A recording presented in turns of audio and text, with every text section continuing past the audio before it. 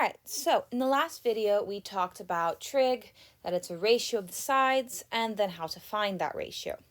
In this video we're going to go over how to use that ratio to find missing sides. Okay, because they are ratios, and ratios are equations, and with equations we can solve for the missing values. So let's go ahead and do this. Now again, please remember that we are using SOHCAHTOA, so it's always a good idea just to kind of have that written in the top somewhere.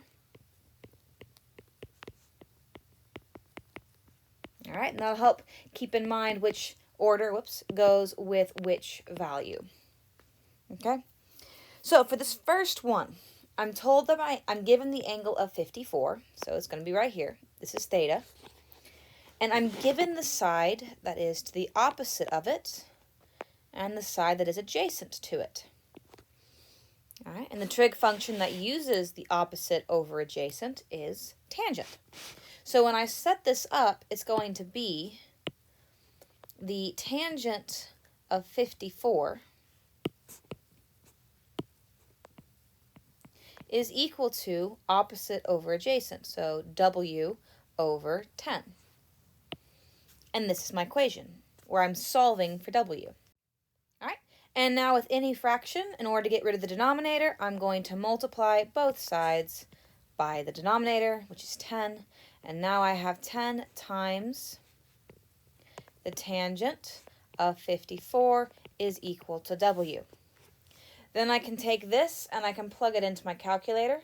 Again, remember to use one with scientific notation. And we're going to plug it in exactly as we have it written.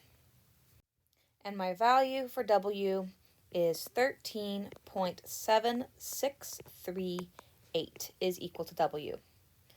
And now that I'm done, I can round, if I have to 13.76. Okay? Don't forget that when we are dealing with decimals, leave it to the fourth decimal place. That way you get accuracy. All right, let's do the next one. Now in this one, I have the hypotenuse, and then I have the adjacent side. Okay? Hypotenuse and adjacent, well, that's cosine. So when I set this up, I'm going to be using cosine. Okay? The way you set these up is by using the side lengths that are given to you. So that will be x over 12. And I'm going to solve it the exact same way I solved the last one. Multiply both sides by 12. 12 times cosine of 44 is equal to x. Take this and plug it into the calculator. And I'm quite literally just typing it in exactly as I write it. I'm actually writing it that way on purpose. The reason why I write it that way is so that I don't think the 12 is included back here. All right, if you include the 12 with the 44, you're going to get a massively different number. All right, so it's 12 times the cosine of 44. That is equal to x is equal to 8.6320, or x is equal to 8.63. And those are my final answers. Now, a couple of things I hinted at, or I did, but I want to explain it a little further. Number one is the fact that 10 times the tangent of 54, or over here it was 12 times the cosine of 44. All right, notice what I said and notice what I did. I multiplied 10 times the trig function. I didn't multiply 10 to the angle. Okay, and I didn't multiply 12 to the angle. All right, I did that in red so you can see not to do that. The angle is its own separate individual thing.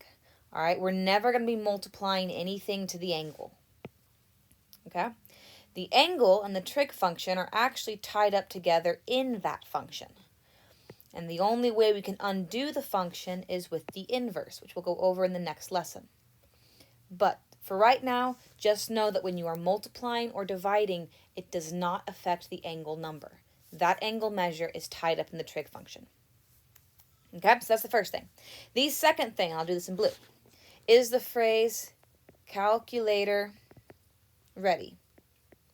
You will see this often on tests and quizzes. What calculator ready means is that I want you to give me the equation that is ready to go into the calculator. So it is the step right before the answer. These two steps are calculator ready. Notice how it's W is equal to everything else. Or in this case, X is equal to everything else. Okay? If ever on a test and quiz I say leave in calculator ready form, I want you to box the equation. I'm not asking you to solve for X or W. I just want the equation. All right, let's do some more. Now, on those, there was a particular kind of setup. Whether you noticed or not, both of those problems gave you the hypotenuse, and you were always solving for the adjacent side or the opposite side. These, if you notice, are a little different. So let's write SOHCAHTOA on top so that we have it there as a reminder. And let's get started. So this first one, here's theta. Here's my hypotenuse and my adjacent. All right. Until you get the hang of what trig function goes with what, it's always a good idea to label your triangle, because then you can look back at SOHCAHTOA and see again that cosine is adjacent over hypotenuse. Okay, label your triangle, that way you can match it easily with the acronym. So when I come down here, I'm going to write cosine of 38 is equal to the adjacent side, which is 27, over the hypotenuse, which is x. Okay? Now here we go.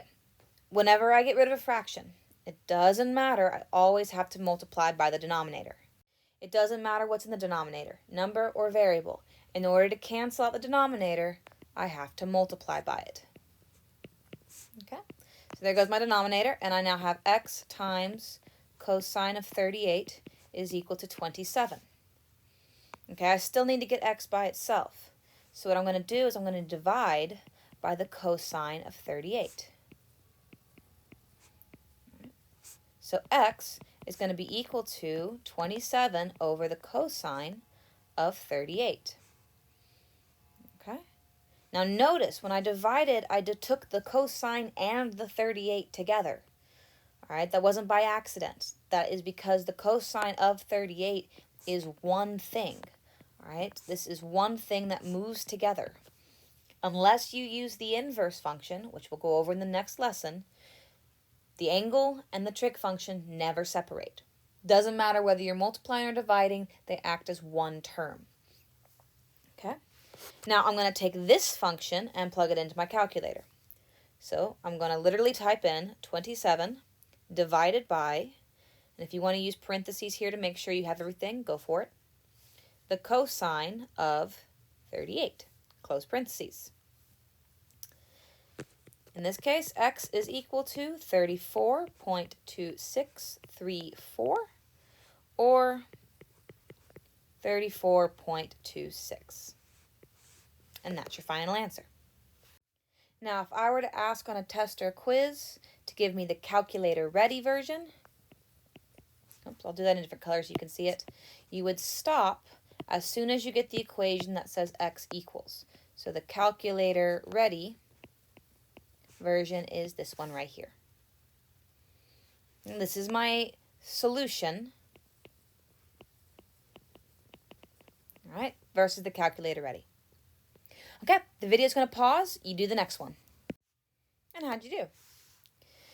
Notice on my final answer, I did round to the hundredths, and that does change, and it's different from my exact answer. Now, I've been showing you both answers to show you the difference. On a test or quiz, I'll tell you which one to leave it as. And again, I marked the calculator ready one. All right, on this slide, what I want you to do is try them out.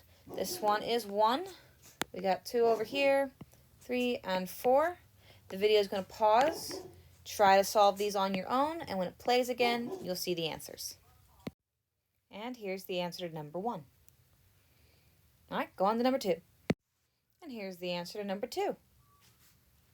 Keep going. And the answer to number 3. And finally, the answer to number 4. All right, I hope you did well. This is all I have for this video, so I will see you next time.